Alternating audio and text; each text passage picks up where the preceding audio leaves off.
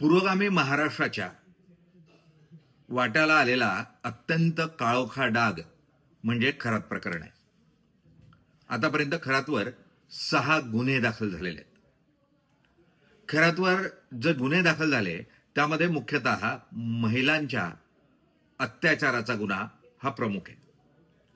पण त्याही व्यतिरिक्त खरातवर अनेक गुन्हे आहेत. यामध्ये 3 IAS अधिकारी, 1 उपजिल्हाधिकारी सामील असल्याचं बोललं जात आहे. त्यामुळे या लोकांवर गुन्हे दाखल होणार की नाहीत हा मूळ प्रश्न आहे.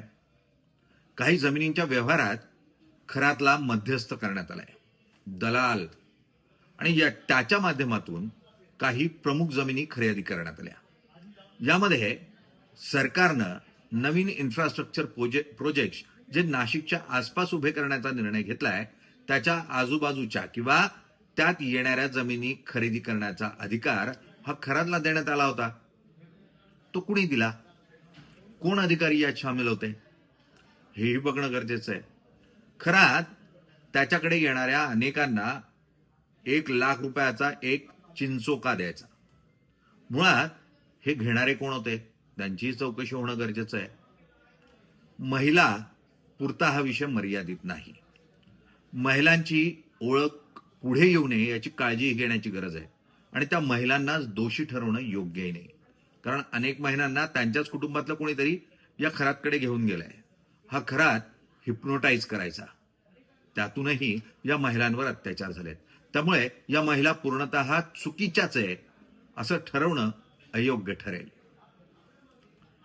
या खराच्या मागे असलेले राजकारणी आणि अधिकारी यांच्यावर कारवाई होणं गरजेचं आहे.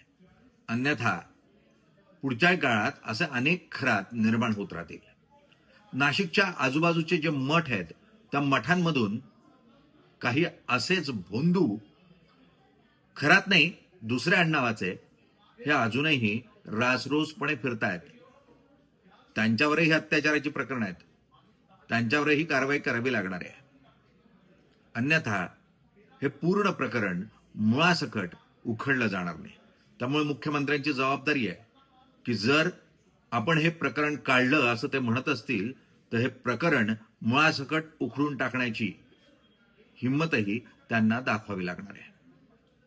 तरच महाराष्ट्रावर लागलेला हा डाग पुसला जाईल. अन्यथा अनेक भोंदू पुढेही पाहायला मिळतील. आज ब्लॅक अँड व्हाईट मध्ये इतकंच. उद्या नव्या विषयासह.